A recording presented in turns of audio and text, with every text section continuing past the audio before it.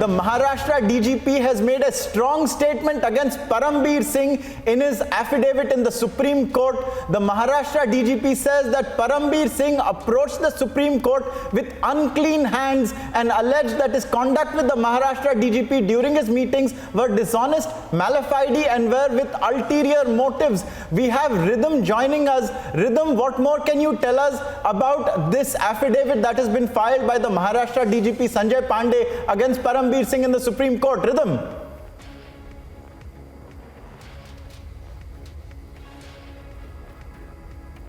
Not able to hear me, but what is so crucial about what's happening today and the Maharashtra DGP Sanjay Pandey filing his affidavit in the Supreme Court is the number of times he says Parambir has been lying, and there is a great detail about what's been happening. Let me also tell you and our viewers why today is so crucial, because the Maharashtra DGP in the Supreme Court says Parambir knocked on the doors of the Supreme Court but he came with unclean hands. This is an affidavit that is once again going to be seen very, very crucially by the Supreme Court, along with the Maharashtra government's affidavit that was filed yesterday. 14 pages that show why Parambir should not be given interim protection. It should be taken away, and that particular SLP that he's filed should be dismissed because they say he's already filed certain such cases earlier. Now let me also tell our viewers, as I'm speaking right here, what is it that the Maharashtra DGP has really said? The words that we highlight right here are, he says he's come to the Supreme Court with unclean hands. He's false and dishonest. The facts that have been put by him are for an ulterior motive, and he's been dishonest, malified and made false statements. These are extremely serious charges when they are made in the Supreme Court,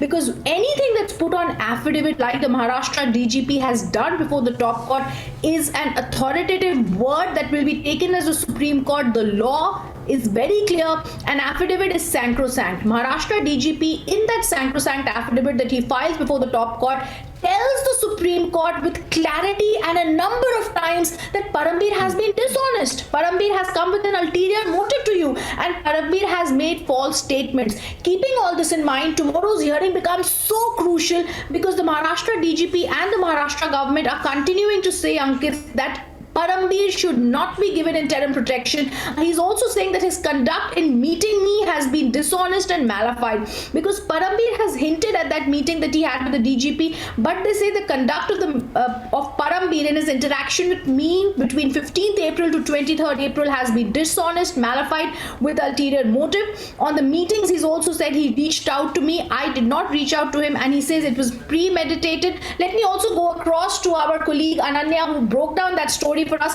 Ananya, give us more details about what the Maharashtra DGP has said in his affidavit before the top court.